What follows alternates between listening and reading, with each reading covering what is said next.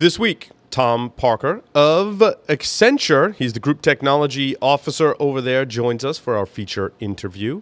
Special co-host this evening today is none other than Matt Alderman. Matt will be here for the interview and to discuss enterprise security news, which will include confessions of an insecure coder, some tips for Go developers and enterprise defenders as we adopt a new language. Some news on the phishing front with a partnership. Bay Dynamics makes a strategic move, and Flexera makes an acquisition. All that and more on this edition of Enterprise Security Weekly. This is Security Weekly, for security professionals, by security professionals. Broadcasting live from G-Unit Studios in Rhode Island, it's the show where we talk security vendors and aren't afraid to name names. It's Enterprise Security Weekly. The teleprompter now has artificial intelligence, Doug, and updates itself. It's awesome. This week, and talk about them as it relates to enterprise security. You're going to do great. I think that people think that you and I talk like every day at night. You know, It's like, hey, what are you doing? It's kind of a bit of an exhausting week. And I think that we noticed that a little bit in the stories for this week as well. LogRhythm's Netmon Freemium delivers real-time network visibility to quickly identify emerging threats in your IT environment. Netmon Freemium is a free commercial-grade network forensics and traffic analytics solution. You can use Netmon Freemium's powerful capabilities to search against all observed network traffic, identify abnormal traffic patterns and application usage, and quickly analyze full packet captures. Take the first step towards real-time network visibility. Visit logRhythm.com/freemium to learn more and download it today. Pony Express. Check out their line of penetration testing devices, including the Pwn Pad, Pwn Phone, and Pwn Pro. For enterprises, there's Pwn Pulse, providing continuous visibility into wired, Wi-Fi, and Bluetooth spectrums across all physical locations, including remote sites and branch offices. For all those hard-to-reach places, there's Pony Express. Visit them on the web at ponyexpress.com. Are you worried about PCI compliance? Does your development team understand or care about security? Are you ready to face a breach of your customer sensitive data? See the worst that can happen before it does. Black Hills Information Security can help you help management see the future. Email consulting@blackhillsinfosec.com to find out how a web application penetration test can mitigate the risk before you go live. Welcome, everyone, to Enterprise Security Weekly. This is episode 61, reporting for September 13th, 2017. I'm, of course, your host, Paul Asadorian, and I am very excited to bring on our illustrious co-host, who's been helping us out more and more lately and is a welcome addition to the Security Weekly family, Mr. Matt Alderman. Matt, welcome to the show. Howdy. What's going on, Matt? How are you today? Good. It's a great week. Absolutely. Are you ready to talk enterprise? You're always ready to talk enterprise security. You're the one that started talking the most enterprise security to me, so much so we had to create an entire show, and now we co-host it more and more together, which is a lot of fun. Actually, 2 shows you had to create. We were doing so much work there. That's right. That's right. On the enterprise side and then on the startup side. So, you know, it's good to see that the shows continue, and, you know, we've got enough audience to keep both of them going. And the funny part is that John Strand, of course, the other host on the show, knows Matt, and we all kind of work together on various projects, and now we're in a public light together, which is great because we get to talk about a lot of those things we used to talk about kind of in private. Now we get to share that with the security community, and I'm very, very excited about this show, about all of our shows, and particularly our guest for today, Tom Parker from Accenture. Tom's the Group Technology Officer and recognized thought leader in the security industry. And if you don't believe me, I will vouch for Tom because Tom and I had a conversation in prep for the show, and I was like, dude, you're awesome. You're going to do not to set the bar too high for you, Tom, but you're going to do awesome. I was super impressed with your thoughts and insights in enterprise security. So Tom, welcome to the show. Happy to be here. Thanks for inviting me.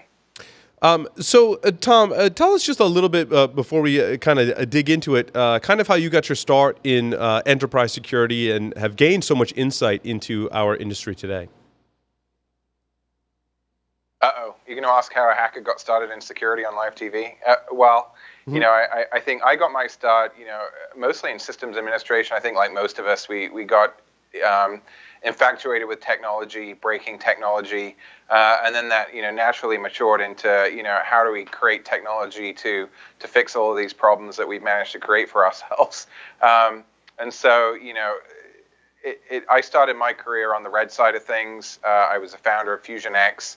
It was acquired by Accenture 2 years ago, and now my focus is on really how do we help revolutionize the way that our clients use technology to prevent all the threats that we're seeing on a daily basis. Fantastic. So Tom, you and I were talking before the show, and Matt, I think you're familiar with my Enchanted Quadrants of information security.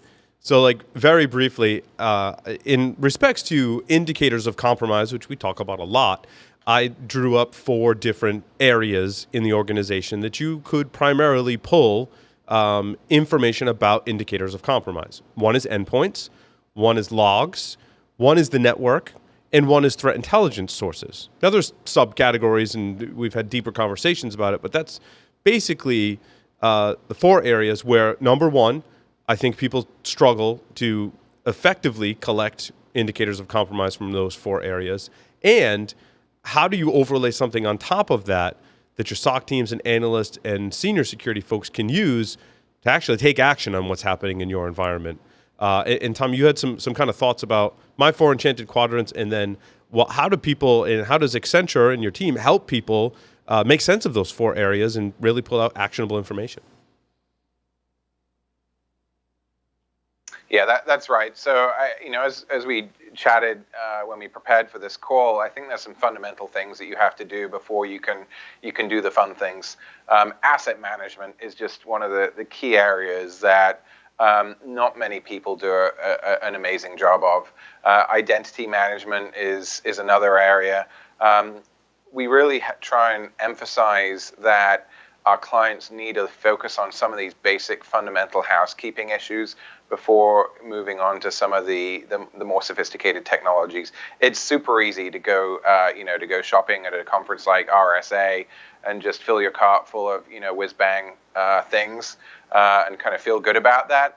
But unless you've focused on some of those basics, you're just not going to see the value and return out of those investments. Now, Tom, you call them basics. However, I think all of us here and many of us listening know, while they're fundamental and basic things, they're not necessarily easy to implement because, as you're kind of alluding to, right, you need to know where all your stuff is. You need to know where all your data and machines are. You need to know who owns that data and who should have access to what data. And that's something that people really struggle with today. And what advice do you have for people struggling with that problem?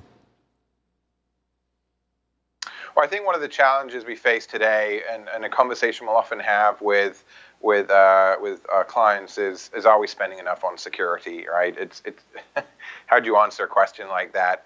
And I think part of the issue we face today is we see a decent amount of security spending with things like endpoint, firewalls, FireEye type appliances on the perimeter, some of the newer next-gen technologies we're seeing.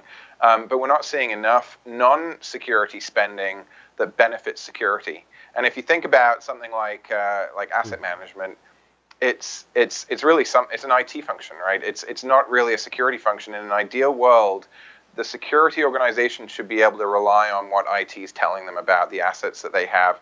Many clients that we see, unfortunately, the security teams end up creating their own asset inventories because they just can't rely on the corporate IT. But that's absolutely not the way it should work. So it's largely, I think, yes, you're right. They are basics, but the solution is complex. But I think the owner of that solution is often not the right group that we're talking to. That's a great insight. Matt, comments, questions on the asset management front? Well, and I think it's moving. Part of the challenge is these assets are moving, right? What was IT's ownership in the data center is now shifting to the cloud as people look to adopt public cloud infrastructure. And actually, some of these assets are now being spun up by the development teams, which I think makes the asset management problem even harder. So I'm curious, from Tom's perspective, where kind of what he's seen with some of these trends in some of the enterprise accounts. Do they have solutions to this? Is this making the problem that much worse? anything out there to give people some guidance on how do I address the moving asset as stuff moves from the data center? So I actually think that cloud transformation, and we believe that cloud transformation is actually one of the ways that we can help solve this problem. It needs to be done in a calculated and measured way. But we're seeing many cases where you see the typical developers within the enterprise shell who are creating development servers, things like Jenkins, all the stuff that we see get breached all day long. And we're now able to take a lot of that, move it away from the most sensitive information within the enterprise and stick it out in the cloud and create dedicated environments in a lot more flexible and dynamic way. So I actually see that cloud is one of the ways that we can help solve this problem. Yeah, and I think the focus once you switch to a cloud environment or in a DevOps environment is there's much more of a focus on the application versus the infrastructure. Whereas if you have on-premise infrastructure, you tend to focus on, well, like what physical assets do I have? And you almost can lose sight of all of the applications that are being spun up. When you move into a cloud or DevOps environment, the focus becomes more application-centric. What are some of the challenges with security, I think, starting to understand that and adopt that it's more about applications today than it is necessarily underlying infrastructure, which largely isn't yours anymore? Yeah, that's right. And things like cloud provide you the opportunity to have, a turnkey environment that has, that infrastructure stack that you've previously had to build for yourself. And hopefully it's that turnkey solution is secure already out of the box. So you can really focus around some of the application level vulnerabilities that aren't necessarily going to be solved by just moving to the cloud. Tom, you mentioned before identity and access management. Do you see those projects being driven by security, or do you see them driven by other areas of the business? And which ones are more successful, and what's the recipe for success? Yeah, I think many of those solutions are driven originally out of security governance, in order to allow people access into a resource. Data classification is obviously another fundamental, which we really need to tie closely into identity and asset management. So we're mostly seeing those projects driven by security organizations. But again, the actual owner of the thing that kind of keeps the lights on is normally the IT organization with oversight from corporate security. How do you see the identity and access management evolving as you talked about the cloud adoption? Is this a good fit? Are there solutions out there that as you adopt DevOps and cloud, that identity and access management and even privileged identity management are adopting those newer technologies? Yeah, absolutely. I mean, anytime you centralize something, I think it becomes a lot easier to deploy technologies such as identity and access management. We're really doubling down at Accenture on robotics and AI when it comes to identity and access management. We're building some really neat technologies within our digital business that allow us to use things like voice recognition on call centers through automation to identify, authenticate users, especially in industries like financial services. So I really see that identity is making some really meaningful leaps forward, and we're at the forefront of driving a lot of that. And it's interesting the day after the Apple announcement where they finally caught up to other phone manufacturers and released facial recognition. Now, my recollection of testing the security of facial recognition systems is I could go find a picture of the person somewhere on the internet. I could either hold that up on a digital device or I could print it out on a piece of paper and hold it up, and it would identify that person. But what you're saying is there's been technological advancements in this area. In fact, I've talked to data scientists that said, yes, this is a thing that you will be identified and authenticated based on your somewhat biometrics, but more so your behavior. Where are we in this problem? Is this something that enterprises are adopting today, or is it still in the future? I think we're seeing more broad adoption in the way that we deploy technologies to the end user. For example, online banking and so forth. I'm seeing it less so. Folks seem a little more cautious when it comes to the internal environment, but I do see that's the direction it's going in. Apple, I think, is notorious for drip feeding as technology, right? And knowing that they're kind of maybe a little bit behind the competition. But I think one of the reasons they do that is because they are obsessed with perfecting technologies and over-engineering things. And I haven't spoken to anyone yet that's got their hands on Apple's the new iPhone face recognition technology. But I think they've probably learned a lot of lessons from their competitors, and I would expect it to be have made some advancements in that space. Yeah, I just kind of on a side note, I think it's amazing, Tom and Matt, when we talk about owning a category, that Apple oftentimes is late to a particular category of technology, but often ends up owning that technology because, like you said, Tom, they perfect the technology. They make it usable for people, but it's also perfected. And that, I think, is really hopeful when we talk about authentication.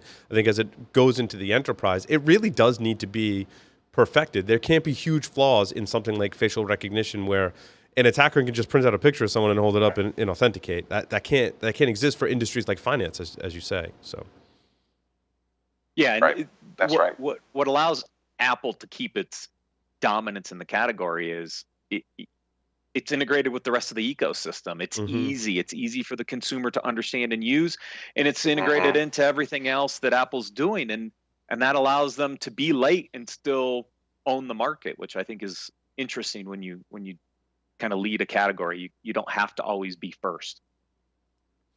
Yeah, it's interesting as this technology, while it's consumer focused, ends up in the enterprise. And kind of while we're on the topic, I thought the most compelling technology announcement Apple made was the ability of their watch to have an LTE connection on it. I thought that was game-changing for me. Now, for enterprises, how do we keep up with this technology advancements that are inevitably going to end up in our environments? We're going to have no control, and now we have yet even more connectivity on smaller devices. Yeah, I mean it's a real challenge, right? And I think enterprises will ultimately shy away from some of those newer technologies until they figure out how to secure them, how to authenticate them, how to manage the data that's on them. MDM is really, I think, only on a handset is only really coming to a point where it's maturing, and I think enterprises still shy away from Mac-based PCs, right? Mac-based systems, just because they are so difficult to manage. There's no turnkey solution to manage the security on that device. And so I do see that some of these types of technologies being more kind of consumer grade and being more prevalent in that space and less so in the enterprise. It's also, when we speak of the manageability of some of these devices that are coming into the enterprise, and I wonder your thoughts given recent events where Armis released some vulnerability news that they had discovered some pretty heinous vulnerabilities in major Bluetooth implementations across all platforms, which I have my own thoughts on the matter. I think Armis was the ones that came public with it. Given those vulnerabilities and myself tracking the wireless security front for some time, they weren't the only ones that knew about that. I think they were just the ones that came public. But what does that mean for enterprises in terms of being able to manage these devices? Let's say you do have an implementation that does help you, that uses, for example, Bluetooth technology. How do you get a handle on that in the enterprise? Because now all of these devices need updates. Yeah, I think it comes down to business requirements, right? Why do you actually need to use Bluetooth? We had a client, a large bank, and they wanted to use Bluetooth keyboards in their banking locations, in their retail banking locations. And we did some analysis of the security of that, and ultimately they decided to stick with a cable between the PC and the keyboard. And so I think like with anything in this space, you have to look at the business requirements. Is there really a business requirement to have Bluetooth enabled or any wireless technology to be enabled? I think, Bluetooth has had a history of problems, right? Kevin Finisterre and I, way back, you probably know Kevin, Paul. I do. We wrote some tools called Green Plaque back in the day, which was a riff off of Ollie's original Bluetooth tool. And we found tons of problems with OBEX, right? And which was originally and still exists, right? OBEX is still a thing. People don't realize it in a lot of Bluetooth implementations, and we just taken this infrared technology. Actually, it was serial, right? It was a way that originally we would transfer contacts and files and things over a serial cable, and then we said, okay, let's do that over IR, and okay, maybe that's all right because you need line of sight. And then we said, okay, let's take this technology and use it for Bluetooth, which we now know. You can shoot over a much longer range than anyone first anticipated, and just bad engineering decisions. And so I think any wireless technology that we're creating as new, or any new vendor that's implementing wireless technology needs to consider some of these things. You just upped your security street cred like several notches. Like when you're like, I did Bluetooth research with Kevin, that just like really upped your your street cred game. Yeah. Kevin is one of the experts Sorry, Kevin, for dropping a name. Yeah, well, no, and it's funny because Kevin was posting about the Bluetooth thing, and I commented on it. I wanted to get his. He's one of the experts that I would go to say, is this thing real? Like here we are talking about on a show. Like I want to make sure that it's a real, because a small percentage of the time, a lot of these like weird vulnerability disclosure things that come out, they're either like not a big deal, or it's not an actual issue with the product. It's an issue with just because it's on Android, for example, it's insecure. So I try and validate select stories, certainly. Kevin's one of my resources for that. So okay, that's pretty cool. Cool. I want to and go Paul, ahead, Matt. Wait. You like the iPhone announcement because it gives the Red Sox the ability to continue to steal sign from the Yankees. Yes, other transport mechanisms to do it. That's exactly. Now they have LTE at their disposal to steal signs, just like everyone's been doing in baseball since baseball was a thing. So I want to transition back to the my Enchanted Quadrants, and an issue that people really struggle with, Tom, and get your opinion on this, and Matt as well, because the question I often get is, well, I'm taking data from all of these sources in an effort to make sense of it. Maybe I'm getting some from my endpoints, I'm getting some from my logs, I'm getting some from my network, and maybe I'm putting all that in some type of SIM technology, and I want to enable my SOC to know like what's bad and how to classify bad and how to classify severity and be accurate and also understand the business impact. I find that that's like in my top 5 things that organizations struggle with. Like that's right up there near the top. And there are very few technologies, in my opinion, that can give the analyst that special view into the organization to do their jobs effectively. So when you're consulting with clients, like what recommendations do you have for people to make sense of all the indicators of compromise and be effective in their SOC? Well, I think one of the, I'm going to plug Accenture a little bit now. As you probably know, we acquired iDefense earlier this year. One of the first, in fact, the first to market, just a huge name in the threat intelligence space, and 18 years old. And I think one of the things that really excited me about that acquisition, and when I first started talking to Josh, Ray, and those guys, was how they contextualize the threat intelligence. Right, it's not a flat thing. Threat intelligence is dynamic. It needs context, and without it, you're not going to be able to enable folks in the security operations center to really make good decisions. And so I think a lot of this starts with having good contextualized threat intelligence, having a good understanding of what the assets are, what the asset is, what it does, what information's on it, which goes back to some of our original, good housekeeping issues, and then being able to correlate that in a meaningful way while taking, some of the, the noise out of the equation. We've also been investing heavily in behavioral analytics, being able to take, I consider data to be 2 categories, right? We've got security data, high efficacy, lower volume, relatively speaking. An endpoint EDR solution says, "Yep, this is bad. Okay, you're probably right." It's maybe going to give you a percentage that of confidence, and then you've got NetFlow data, you've got DNS telemetry, you've got kind of non-security data that is useful in a security context.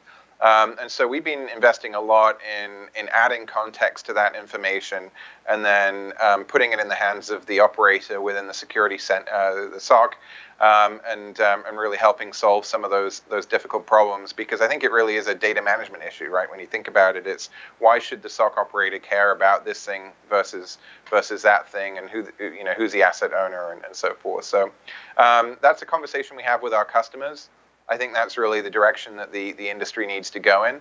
I think vendors need to start playing nice with each other a lot better.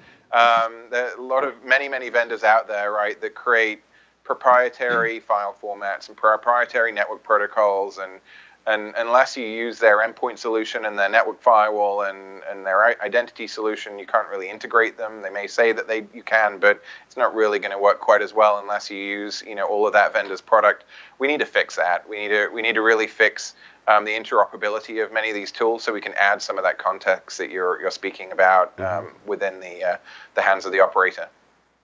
Yeah, I agree, because as Matt and I have discovered together over time, one of our realizations is that not all integrations are created equal. And I think a lot of times that integration is done for marketing purposes, but there's really no substance behind it, which is disappointing. So, Matt, did you have a comment?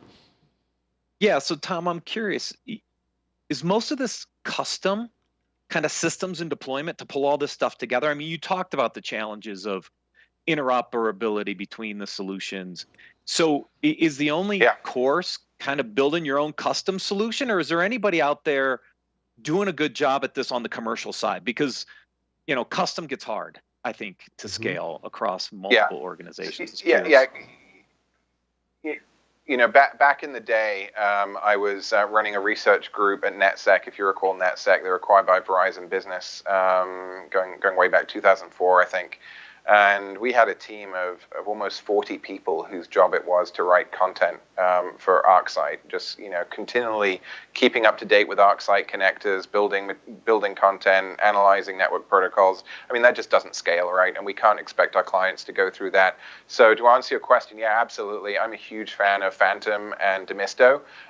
They're really making some amazing headway in the space, helping us integrate those technologies in a meaningful way, but also building the playbooks around how we can use those technologies in the way that they were intended. So I'm not necessarily seeing a shift by the vendors to create better interoperability, but I am seeing some vendors emerging, such as Demisto, who are doing the heavy lifting for us.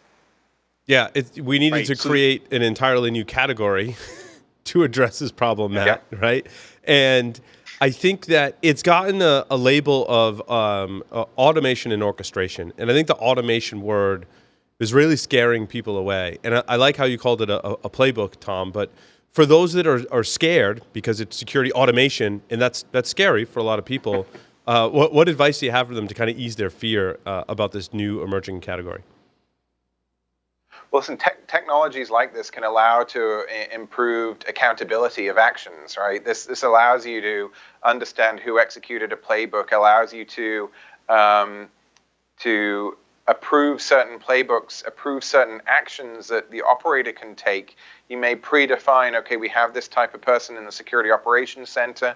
There's only these, 5 different things that I want them doing if there's malware detected on an endpoint, and it allows you to really add a lot more control, I think, around responses. So I think the improvements that you're going to get out of reducing human error far outweigh any concerns I would ever have around allowing the machine to make decisions for you, because these tools allow you to be complete transparency around what's going to happen if a certain action, a certain issue occurs on the environment. And remember, Paul, the The market is security orchestration and automation, and Right. orchestration's the first part of that, right? Without orchestrating the integration of this data across these systems, automation's not even possible. So think about just the orchestration components and trying to figure out how all this data fits together. Automation would be the second step. So good to hear, those two vendors, because I've been tracking them for a while, are really starting to help the bigger problem of how do you integrate all this stuff together and provide some insight into it, real insight, not just, the stuff that the Sims said they can do when we know they can't do it. Yeah, it enables organizations. It enables organizations like Accenture, who have managed security services practices, to create things that create visions that would have been really difficult in the past, such as our managed security services may have picked up on a threat on a client environment. It went from tier 1, tier 2, tier 3.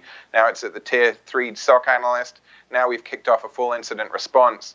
Now the folks in the incident response team within Fusion X can now see everything that SOC operator has done by just looking into the tool and seeing the playbooks they executed, the actions that they took, their notes. I mean, it's just completely game-changing technology that we're seeing. It makes me wonder what the playbook looked like for Equifax. Not that I want you to comment specifically on that incident for a lot of reasons, but that's typically how I've been framing it, right? When I talk with people, I'm like, you could have the playbook that talks about, well, I found some what looks like pretty, innocuous malware on a system, all the way to you've got an Equifax level breach and everywhere in between. And those are important scenarios to play through. What advice do you have for people that are in or have been or could be in a position of Equifax and prevent that type of really high business impact event from occurring? Yeah, part of the challenge organizations have is that when they face these threats, it comes down to a lack of imagination on their part as to the art of the possible, right? What could happen to them? They may have thought about it and thought, okay, this isn't a problem for us. We had this conversation with clients when it came to Petya and WannaCry, or not Petya, depending on who you talk to, and a lot of organizations just didn't have playbooks for these types of threats. They just didn't know how to respond. They didn't have something on the shelf that they say, okay, if this types of things happen, we need to respond differently than we would respond for an espionage campaign. And so a lot of this is just having a real look at your what are the catastrophic things that could happen to my organization, and how are we going to respond to that? And that's not just a technology response. It goes all the way up to crisis management, law firms, and the everyone that needs to be involved in an incident like that. Matt, more questions for Tom? Well, it's kind of a business risk issue, right? I mean, you have to understand, where the business risks are in the environment and have responses ready for each of those types of events, right? And I think that's one of the challenges we still have is security is still not a business risk discussion in some organizations yet. So they haven't thought through all these weird scenarios that could truly, damage a business forever. It'll be interesting to see how Equifax plays out and what the overall damage is to one of the 3 largest credit bureaus in the U.S. Absolutely. Yep. So Tom, tell me what it's like. Tom, tell me what it's like to work for Accenture. Accenture is a great organization. When you think about and I don't like referencing analysts, but if you think about magic quadrants, right, ability to execute and vision, I think Accenture is just unique in the marketplace in terms of our scale, our global presence, our ability to execute, and the leadership teams we have in place around the world that are helping realize the vision. I think we've acquired 8 companies now in the security space in the last year. So it's a lot of fun over here. Great place to work. We're really building our teams at the moment. If you're interested, having a chat with us, we'd love to chat. We're very, very focused at the moment around gender diversity. There are a lot of amazing female security practitioners out there that we'd love to talk to, and very talented individuals. So it's a great place to work. We're doing a lot of interesting things. We just kicked off our new fiscal year, and I think have a conversation with us. It's a great place to be. And in terms of locations, are there remote working, or do you have where are your main offices located here in the U.S.? Pick a major city, and we're there. We have an office location. We do support certain levels of telecommute depending on the type of job you're in. The Fusion X team, for example, the red team, we have 50% of the team actually who are remote. So I think it depends on the type of job that you're working, but we are very supportive of remote work. That's awesome. Well, I encourage folks listening, if you're looking to make a career move, check out the Accenture website and look at the available positions. Now, Tom, do you have openings on your team? Can we come work for Tom? Sure. Yeah. There you go. Let's chat. There you go. Awesome. You can, I can't. Yeah. So thank you, Tom, very much for appearing on Enterprise Security Weekly. It was lovely having you here today. I enjoyed our conversation. And like I said, if you're in the career market, check out Accenture. So, Tom, thank you again. Thanks, guys. And with that, we'll take a short break and come back and cover the enterprise security news for this week. Stay tuned. Don't go anywhere.